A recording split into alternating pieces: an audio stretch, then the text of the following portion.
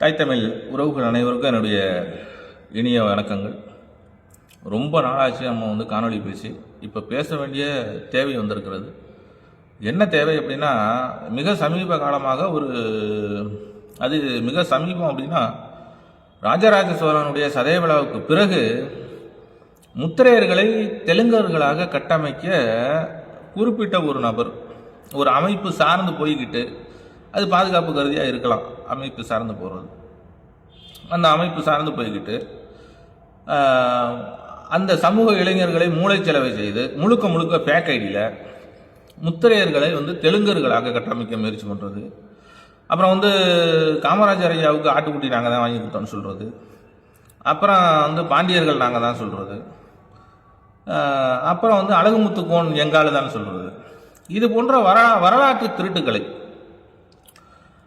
வரலாறு முழுக்கவே திருட்டு தான், அது வேற பிரச்சனை. ஆனால் இது போன்ற சமீப காலங்களுக்கு முத்திரையர்கள் ராஜராஜ சோழனுக்கு எப்படி மாலை போடலாம், அவங்க தெலுங்கர்கள் அப்படின்னு கட்டமைக்க முயற்சி பண்ணிக்கிட்டு ஒரு அங்கிள் இந்த வேலையெல்லாம் பார்த்துட்டு இருக்காப்புல. நம்ம என்ன சொல்கிறோம் அப்படின்னா, முதல்ல உனக்கு வரலாறுனா என்னன்னு தெரியுமா தெரியாதா? 4 பேப்பருக்கு ஒன்ட்ட ஆதாரம் கேட்டால் என்ன பண்ணுவேன்? இங்கே வேறு முத்துராச்சான்னு இங்கிலீஷில் எழுதியிருக்குன்னு ஒரு பேப்பரை துண்டுச்சிட்டு அது தூக்கி போடுவேன். உனக்கு வரலாறு தெரியுமா? தெலுங்கு மொழிக்கு செம்மொழி அந்தஸ்தை வாங்கி கொடுத்தது முத்தரையர் என்கிற முத்துராஜா என்கிற சோழர்களுடைய கல்வெட்டு.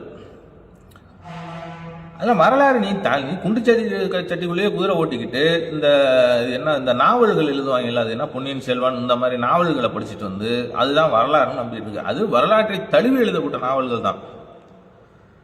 அதனால நீ வரலாறு ஆவணங்களா தேடணும், துண்டுச்சீட்டா தேடக்கூடாது, சரியா? ரெண்டாவது, இப்போ முத்திரையர் நாய்க்கு 29 உட்பிரிவுல முத்திரையர்கள் இருக்காங்களே, அவர்களெல்லாம் தெலுங்கர்களா அப்படின்னா அப்படி இல்லை. கரிகால் பெருவளத்தானுடைய காலத்திலிருந்தே முழு தெலுங்கு பகுதியையும் சோழர்கள் தான் ஆண்டுகிட்டு இருந்தாங்க. அந்த சோழர்கள் தங்களுடைய கல்வெட்டுகளிலே நாங்கள் காவிரிக்கு கரை கண்ட கரிகால் பெருவளத்தானுடைய வம்சாவளியினர் என்றுதான் கல்வெட்டுகள் முழுக்க குறிப்பிட்டு வச்சிருக்கிறாங்க. அவர்கள் எப்படி எங்கு பிறப்பினும் தமிழனே அப்படின்னா, காவிரிக்கு கரை கண்ட கரிகால சோழனுடைய வம்சாவளிகள் எப்படி தெலுங்கு சமூகமாகும்? இன்றைக்கு அமெரிக்காவில் அந்த ஏதோ கிரீன் கார்டு ஏதோன்னு சொல்லுவாங்க, அது மாதிரி குடியுரிமை வாங்கிட்டு அங்கே செட்டில் ஆனவங்கலாம் அமெரிக்கர்களாகவே தங்களை பாவித்துக் கொள்வார்கள். அதுபோல் கரிகால் பெருவளத்தானுடைய காலத்திலிருந்து இங்கிருந்து போன சோழர்கள், சோழ முத்திரையர்கள், சோழ முத்துராஜாக்கள், தெலுங்கு பேசக்கூடியவங்க ஆந்திராவில் இருக்காங்க, கன்னடம் பேசக்கூடியவர்கள் கர்நாடகாவிலையும் இருக்காங்க, குஜராத்தி பேசக்கூடியவர்கள் குஜராத்திலையும் இருக்கிறாங்க. இதெல்லாம் கரிகால் பெருவளத்தான் இமயத்திலே புலிக்குடி நாட்டுவதற்காக இங்கிருந்து படையெடுத்து போறாரு. அப்போ வழி நெடுக காடுகளை அழித்து நாடு நகரங்களை உருவாக்கி அங்கங்க இவர் அழைத்து செல்கிற தமிழர்களை குடியமர்த்துறாங்க. அவர்கள் தான் சோழர்களோடு மிக நெருங்கிய தொடர்புடையவர்களாக இன்றைக்கும் அந்த குஜராத்தில் பார்த்தீங்கன்னா சோழங்கின்னு தான் சொல்லுவாங்க, தங்களை சோழர்களாக தான் சொல்லிக்கிடுவாங்க. அப்படி இது வரலாறு அப்படின்னா ஏதோ தமிழ் தேசியம் பேசுறது நல்ல விஷயம்தான். ஆனால் வரலாறு என்பது அப்படிப்பட்டதல்ல. அது ஒரு தேசம் முழுக்க, ஒரு உலகம் முழுக்க பரவி இருக்கக்கூடிய ஒரு இது. இல்லைன்னா நீங்கள் இந்த தமிழ்நாட்டு வரலாறு தான் பேசுவேன் அப்படின்னா, கம்போடியாவில் இவன் போனான் அவன் போனான்னு அதெல்லாம் பேச முடியாது நீங்கள். இப்போ தமிழர்களுடைய தொன்மை எந்த அளவுக்கு இருக்கு, அவங்க எந்த அளவுக்கு உலகம் முழுக்க விஸ்தரித்து பரவி இருந்தாங்க அப்படிங்கிற வரலாற்று புரிதல் அது சாதாரண ஒரு 5 வயசு குழந்தைக்கு கூட இருக்கும். ஆனால் இந்த போலியா முத்திரையர்களை தெலுங்கர்களாக கட்டமைக்க முயலுகிற சில அயோக்கியர்களுக்கு அது புரிவதில்லைன்னு இல்லை, அவர்களுக்கு தெரிந்தது அவ்வளோதான். பாவம் என்ன பண்ணுவாங்க? மலைக்காவது பள்ளிக்கூடம் போயிருந்தா தானே தெரியும். நானும் ஒதுங்கினதில்லை, நான் படிப்பு ரொம்ப கம்மி, 8வது தான் முடிச்சிருக்கேன். ஆனால் எனக்கு தெரிஞ்ச அளவுக்கு என்னுடைய தாய்மொழியை துல்லியமாக எழுதவும் படிக்கவும் தெரியல. அதனால் என்னுடைய வரலாறுகளை முடிஞ்ச அளவுக்கு என்னுடைய தாய்மொழியிலே நான் படித்து தெரிஞ்சு வச்சுருக்கேன். அப்போது இவர்களுடைய நோக்கம் என்ன? ராஜராஜ சோழன் என்னுடைய பாட்டன், என் பாட்டனுக்கு நாங்கள் மாலை போட போகிறோம். அப்போ ஆரம்பித்த அந்த காழ்ப்புணர்ச்சி, முத்திரையர்கள் தெலுங்கர்கள், முத்திரையர்கள் தெலுங்கர்கள், ஏன் தெலுங்கர்களாக கட்டமைக்கிற? கர்நாடகர்களாக கட்டமைச்சு வை, இல்லை குஜராத்திகளாக கட்டமைச்சு வை. எங்கே இருந்தாலும் நீ இப்போ கரிகால் காவிரிக்கு கரை கண்ட கரிகால் பெருவளத்தாருடைய வம்சாவளியினர் நாங்கள் என்று அவர்கள் ஆரம்ப காலத்திலேயே கல்வெட்டு எழுதி வச்சிருக்காங்க. நீ முத்திரையர்களை தெலுங்கன்னா சோழனும் தெலுங்கன் தான், ரைட்டா? உன்னுடைய வாதப்படி முத்திரையர்கள் தெலுங்கர்னா சோழனும் தெலுங்கன் தான். சோழன் தமிழன் என்றால் முத்திரையனும் தமிழன் தான். சரி, உன்னுடைய வரலாறுக்கு வரும். நீ எங்கே இருந்து வந்த சொல்லு பார்ப்போம். உன் வரலாறு என்ன? இதெல்லாம் வெளிப்படையாக பேச முடியுமா? நான் தான் பேச முடியுமா, இல்லை நீ தான் பேச முடியுமா? அது வேறு விதமாக போய் முடிஞ்சிடும். நான் பேசுறேங்க, நான் இப்போ வெளிப்படையாக பேசிடுவேன். பேசுனா ஒன்று உனக்கு விளம்பரம் தேடி கொடுத்த மாதிரி ஆயிரும். இன்னொன்று அதெல்லாம் நான் பேச விரும்புவதில்லை. இந்த போன்ற வரலாறுகளெல்லாம் நான் கம்பீரமாக ராஜ போகமாக உள்ள ஒரு வரலாறுகளை தான் பேசணும்னு நினைப்பேனே தவிர, இது போன்ற ஒரு நாய் கடிச்சது, எரும மாடு இது பண்ண போய் நாய் கடிச்சது, இந்த மாதிரி வரலாறுகள்லாம் நான் பேசுறது இல்லை. அதனால பிற சமூகங்கள் இது அவங்களுக்கு பதிலடியோ இல்லை எங்கள் சமூகத்தில் ஒரு சில இளைஞர்களுக்குலாம் இப்போ தெரியும் என்னன்னா முத்திரையருடைய வரலாறு என்ன தெரியாமல் இருந்ததெல்லாம் ஒரு காலம். இன்றைக்கு இணையம் ரொம்ப சர்வசாதாரணமாக பரவி இருக்கிறது. அதனால் எந்த நியூஸ் எப்படி சொன்னாலும் எல்லாருக்கும் தெரிய வந்துடும். அது ஒன்றும் பண்ண முடியாது. நம்ம சொல்கிற விஷயம் பிற சமூகங்களுக்கு, இப்போ யாதவர் கோனார் சமூகம் இருக்குது, தேவேந்திர குல வேளாளர்கள் பல்லர் சமூகம் இருக்குது, அங்கிட்டு நாடார் சமூகம் இருக்குது. இவங்க எல்லாத்தையும் எடுத்து பார்த்தா ஒருத்தன் மலையாளின்றது, ஒருத்தனை கன்னடங்கிறது, ஒருத்தனை தெலுங்குங்கிறது. அப்போ நீ யார்? உன்னுடைய பூர்வீகம் என்ன? எங்களுக்கு நாலடியாரில் பாட்டல் இருக்குது, சாதாரண பாட்டு இல்லை, எங்களுடைய புகழை பறைசாற்றும் விதமாக. ஒரு தாழ்ந்த நிலைக்கு போய் ஒரு அரச மரபான பெருமுத்திரையர்கள் தாழ்ந்த நிலைக்கு போனாலும் எவரிடமும் போய் கையேந்தாத ஒரு சமூகம் அப்படிங்கிற ஒரு முத்திரையர்களுடைய வாழ்வியலை பிரதிபலிக்கிற ஒரு அம்சமாக அந்த பாடல் இருக்கிறது. இன்னொரு பாடல் முத்திரையர்களின் வீரத்தை பறைசாற்றும் விதமாக இருக்கிறது. இப்போ நாலடியாரில் பாடல் இருக்கு.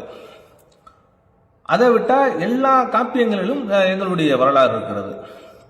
மலையாவதி என்கிற ஒரு காப்பியமே ஒரு வளையன் காதல் கொள்கிற ஒரு இதை தான் அந்த வளையாபதி காப்பியம். அப்போ இது போல வரலாற்று நெடுக அதே போல திணை வழியாக பார்த்தாவோ நெய்தல் குறிஞ்சி முதல் நெய்தல் வரைக்கும் நெய்தல் திணையிலே முதல் அரச மரபை தோற்றுவித்தவர்கள் பரதவர்கள். அந்த பரதவர்கள் வளையர்கள். இதுக்கு ஏகப்பட்ட ஆதாரம் இருக்குது. இதெல்லாம் என்னன்னா பிரிக்கிறது. இவங்க பரதவர்கள் சொல்கிறாங்க, இவங்க வளையர்கள்னு சொல்கிறாங்க, வளையர்களுடைய வரலாறை திட்டுறாங்க. வளையரும் முத்திரையரும் ஒன்று தான் என்பதற்கான 1008 கல்வெட்டு ஆதாரங்கள் கொடுத்தாச்சு. ஆனால் நீ என்ன பண்ணுவ? இந்த 18 வயது நிலை இந்த சப்பானி கேரக்டரா ஆத்தாவையும் காய்ச்சி கொடுது, அதே மாதிரி தான் நீ ஆத்தாவையும் ஆதாரம் கொடு, எத்தனை ஆதாரம் கொடுத்தாலும் அதான் சொல்ல போகிற. இப்போ உன்னுடைய நோக்கம் என்னன்னா எங்களை தெலுங்கர்களை கட்டமைக்கணும் பிற சமூகங்கள் மத்தியில். தமிழ் சமூகங்கள் நல்லா புரிஞ்சுங்க, இவர்கள் தமிழர்களே கிடையாது.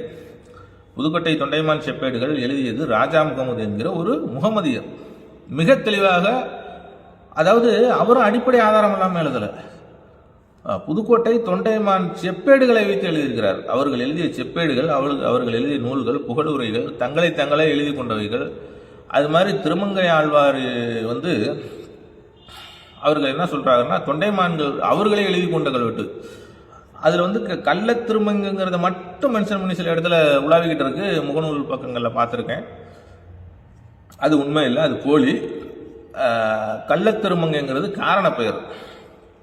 பெருமாள்கிட்டே வழிபறி பண்ணதுனால பெருமாள் கள்ளத்திருமங்கைன்னு இது அந்த அடைமொழி தர்றாரு. அது காரண பெயர், அவர் திருடுனதுனால. ஒரு அரசன் ஒரு திருடுற நிலைக்கு வந்துட்டானே அப்படிங்கிறதுக்காக சொல்லப்பட்டது. கள்ளத்திருமங்கை ஆழ்வார் மந்திரிகளில் ஒருவராகிய ஒருத்தரோட பெயர் போட்டு அவருடைய வம்சாவளியில வந்தவங்க நாங்க அப்படின்னு நம்ம சொல்லல, புதுக்கோட்டை தொண்டைமான் அவர்களுடைய கல்வெட்டுல குறிச்சிருக்காங்க. இப்போ நான் இப்போ திருமங்கை ஆழ்வார் வம்சாவளியில வந்தவன்னா நான் நேரடியாகவே திருமங்கை ஆழ்வாருடைய வம்சாவளியில வந்தவன்னு சொல்லிட்டு போயிடலாம். நான் இது மாதிரி சிவமாரி வீட்டுக்கும் பக்கத்து வீட்டில் ஒருத்தர் இருக்கானே அவன் வழியில் வந்தவன் அப்படின்னு சொல்ல வேண்டிய தேவையே கிடையாது.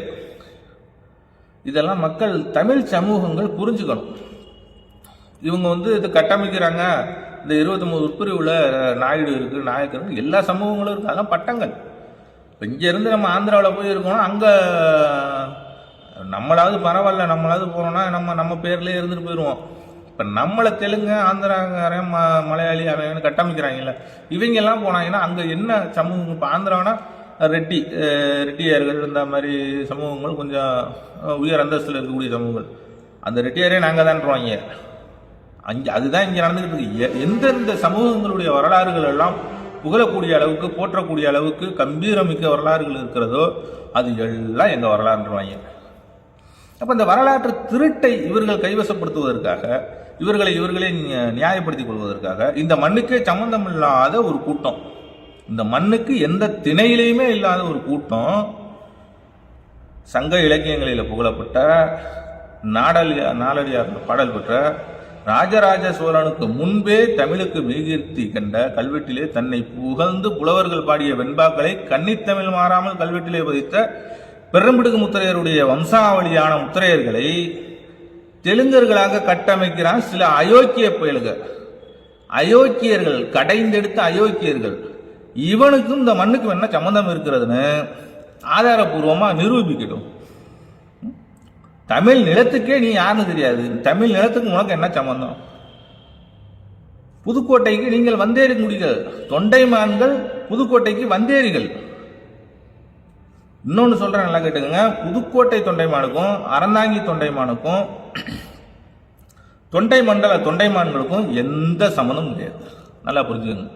தொண்டைமானாவே எல்லா தொண்டைமானும் உடனே நாங்கள் திருப்பதிக்கு கோயில் கட்டினது நாங்கள், அதெல்லாம் போலி. புதுக்கோட்டை தொண்டைமான்கள் மட்டும் தனி. இவர்களுடைய நோக்கத்தை எல்லோரும் தெளிவாக புரிந்து கொள்ளுங்கள். முத்திரையர்களை வந்து தெலுங்கர்களாக கட்டமைப்பதால் இவர்களுக்கு கிடைக்கக்கூடிய ஆதாயங்கள் நிறைய இருக்கு. ஒட்டு வரலாறு திருட்டு, முழுக்க மொத்த வரலாறையும் ஆட்டையை போட்டுடலாம், திருடி வச்சுக்கலாம். அது ஜீனில் உள்ளது. அது வந்து நம்ம வள்ளலார் சொல்லுவார் பார்த்துருக்கீங்களா, வாழையடி வாழையென வந்த திருக்கூட்ட மரபில் ஞானும் ஒருவனும். அப்படின்னா என்ன அர்த்தம்னா, வாழையடி வாழையென, வாழை வந்து பார்த்தீங்கன்னா புணர்ந்து வராது. எல்லா உயிரினங்களும் இப்போ வந்து புணர்ந்தோ அது இல்லைன்னா வந்து தாவரங்கள் வந்து மகரந்த சேர்க்கை மூலமாகவோ இனப்பெருக்கம் செய்யும். ஆனால் ஒரு வாழை மட்டும்தான் அடிவாழையிலிருந்து தோன்றி வரும். அது அப்பளுக்கு இல்லாத ஒரு நிலையாக எண்ணி அந்த வள்ளலார் வந்து அதை சொல்லியிருப்பார். வாழையடி வாழையென வந்த திருக்கூட்ட மரபில் நானும் வருவோம். அதே போல இவர்கள் வந்து அந்த அந்த வரலாறு திருட்டை மட்டும் காலம் முழுக்க விடுவதாகவே இல்லை. எல்லா வரலாறும், அழகுமுத்துக்கும் நாங்கள் தான், என்ன காமராஜருக்கு ஆட்டுக்குட்டி வாங்கி கொடுத்ததும் நாங்கள் தான், பாண்டியர்கள் நாங்கள் தான், இன்னும் விட்டால் அமெரிக்க ஜனாதிபதி ட்ரம்ப் நாங்கள் தான், விளாடிமிர் புட்டின் நாங்கள் தான், வடகொரியா அதிபர் கிம் ஜாங் உன் நாங்கள் தான். இங்கிட்ட எடுத்துக்கிட்டால் இப்படி ஒவ்வொரு நாட்டு இன்னும் சொல்ல போனால் இங்கிட்ட இந்த சைடு போனால் தாலிபான்களே நாங்கள் தான். இப்படி யார் பேரெல்லாம் வெளியில் தெரிகிறதோ, யார் வரலாறெல்லாம் கம்பீரமாக இருக்கிறதோ அவர்கள் எல்லாமே நாங்கள் தான் போய் சொல்லிக்கிறது. என்ன ஒரு இதுன்னு எனக்கு நம்மளுக்கு தெரியல. வரலாற்று ரீதியாக வாங்க, உங்களுக்கும் இந்த மண்ணுக்கும் தமிழ் மண்ணுக்கும் என்ன சம்மந்தம் இருக்குது? நீங்கள் தமிழர்களே அல்ல நான் சொல்கிறேன். நீங்கள் தமிழர்கள் என்பதற்கான ஏதாவது ஒரு இலக்கிய சான்றுகளை காட்டுங்க. அப்படியே நீங்கள் காட்டினாலும் அந்த வரலாறு உங்களால் வெளியில் சொல்ல முடியாத அளவுக்கு தான் இருக்குமே தவிர, நீங்கள் எந்த காலத்திலும் முத்திரையர்களை தெலுங்கர்களாக கட்டமைக்க முயல்வதால் தமிழர்களாக ஆகிவிடவே முடியாது என்பதை ஆணித்தரமாக நான் பதிவு பண்ணுறேன். முடிஞ்சால் நீங்கள் தமிழர்கள்னு பதிவு பண்ணுங்க. எங்களுக்கு 1008 பாடல்கள் இருக்குது. சங்க இலக்கியங்கள்லேருந்து, மண்டல சிறகங்கள்லேருந்து, நாலடியார்லேருந்து, காப்பியங்கள்லேருந்து, தொல்காப்பியத்திலிருந்து என்னென்ன ஆதாரம் இருக்கோ எல்லாத்தையுமே. இப்போ நீங்கள் வந்து நாங்கள் வந்து பரதவர்கள் இல்லைன்னு சொல்கிறீங்களா, பரதவர்கள் தான் வளையர்கள். செம்படவன் அப்படின்னா மீன் வளைஞன் என்பது தான் தமிழ் அகராதி தரக்கூடிய பொருள். இப்படி எங்களுக்கான வரலாறுகள் 1008 இருக்கு. உங்களுடைய வரலாறு, உங்கள் பெயருக்கான வரலாறை உங்கள் சமூகத்தை சேர்ந்த ஐயா முகில் நிலவன் எழுதியிருக்கிறார். இதையெல்லாம் ஆதாரமாக வைத்து நீங்கள் கோர்ட்டுக்கே போங்க, வந்து விவாதம் பண்ணுவோம், ஒன்றும் தவறே கிடையாது. நியாயத்துக்காக எங்கேயும் போய் வாதாடலாம், போராடலாம், தப்பே கிடையாது. ஆனால் நீங்கள் தமிழர்கள் என்பதை மட்டும் இந்த தமிழ் சமூகம், தமிழர்களாக உங்களை ஏற்றுக்கொள்கிற எந்த சமூகமாக இருந்தாலும் அந்த சமூகம் தமிழர்களாக இருக்காது. நீங்கள் தமிழர்கள் அல்ல, எங்களை தெலுங்கர்களாக கட்டமைப்பதால் நீங்கள் தமிழர்கள் அல்ல அப்படின்னு சொல்ல வரல. நீங்கள் அடிப்படையிலேயே தமிழர்கள் அல்ல. எங்களுக்கு இந்த மண்ணோடு தொடர்பு இருக்கிறது. ஆந்திராவிலே வாழக்கூடிய முத்துராஜாக்கள் பூர்வீக தமிழர்கள். அதற்கான எல்லா ஆவணங்களும் கல்வெட்டுகளாக இருக்கிறது. எங்களை தெலுங்கர்களாக கட்டமைக்கிற அயோக்கியர்கள் நீங்கள் யார்? உங்களுடைய வரலாறு என்ன? வெளியில் சொல்ல முடியுமா? திருத்திக் கொள்ளுங்கள். அரசியலாக வந்துவிட்டோம், அநாகரிகமாக பேசிவிடக்கூடாது என்பதனால் பொறுமையாக பேசிக்கிட்டு இருக்கேன். அதனால் உங்களை நீங்கள் திருத்திக் கொள்ளுங்கள். எங்கள் மண்ணுக்கு வாழ வந்திருக்கிறீர்கள். தமிழகத்திற்கு நீங்கள் வாழ வந்த வந்தேரிகளாக வாழ வந்தால் வாயை மூடிக்கொண்டு வாழ வேண்டும். எங்கள் மக்களை ஏமாற்றி எங்கள் ஓட்டுக்களை அறுவடை செய்து இத்தனை ஆண்டு காலமாக எங்களை முட்டாளாக ஆக்கி வைத்துவிட்டு நீங்கள் எளிதாக வாழ்ந்து கொண்டு இருக்கிறீர்கள். இந்த மண்ணையும் இந்த மக்களையும் முட்டாளாக ஆக்கி வச்சிருக்கீங்க. கிட்டத்தட்ட ஒரு 15 தொகுதிகளுக்கு மேல் எங்களுடைய மக்கள் ஓட்டுக்களை, எங்களுடைய ரத்தத்தை உறிஞ்சி வாழக்கூடிய ஒட்டுணிகள் நீங்கள். எங்கே உங்களுடைய வேட்பாளர்களிடம் முத்திரையர்கள் ஓட்டு எங்களுக்கு தேவையில்லை அப்படின்னு சொல்லக்கூடிய ஒரு வேட்பாளருக்காவது உங்களில் திராணி இருக்கிறதா? நாங்கள் சொல்கிறோம், உங்களுடைய ஓட்டு எங்களுக்கு தேவையே கிடையாது, எந்த ஜென்மத்திலையும் தேவையில்லை. இதே போல் உங்களுடைய வேட்பாளர்கள் சொல்ல முடியுமா? முடியாது. எங்களை வச்சு தான் நீங்கள், எங்கள் ஓட்டுக்களால் தான் நீங்கள். உங்களில் பெரும்பான்மை மக்கள் கிடையாது. உங்களை விட 10 மடங்கு ஜனத்தொகை அதிகம். எங்கள் சமூகம் தமிழகம் முழுக்க பரவி வாழ்றாங்க. இந்தியா முழுக்க பரவி வாழக்கூடிய பழம்பெரும் சமூகம். நீங்கள்லாம் ஒரு கூட்டம், அவ்வளோதான். இதை நான் சொல்லலை. நம்ம கரு ஆதிநாராயணன் ஐயா அவர்கள் சொல்லியிருப்பார், அகமுடையார் அவரே சொல்லியிருப்பார். நீங்கள் என்ன தான் வரலாறுகளை கட்டமைக்க முடிச்சினாலும், இந்த துண்டுச்சீட்டுகளை வச்சு முகநூலில் கதறிட்டு கிடந்தாலும், எங்களுடைய கம்பீரமான வரலாறு, எங்களுடைய மண் சார்ந்த மரபை, எங்களுடைய இலக்கிய பாடல்களை உங்களால் எதுவுமே செய்ய முடியாது என்பதை நீங்கள் யூடியூப்பிலும் இந்த இதில் கதறி கதறி அழுதாலும் போலியாக தான் பேக்கடியில் வச்சுக்கிட்டு, இல்லைனா இந்த ஒரு 4 துண்டு சீட்டை வச்சுக்கிட்டு யூடியூப்பில் பேசுகிறதுனால அந்த அங்கிள் நீங்கள் பெரிய வரலாற்று ஆய்வாளர்லாம் ஆயிட முடியாது.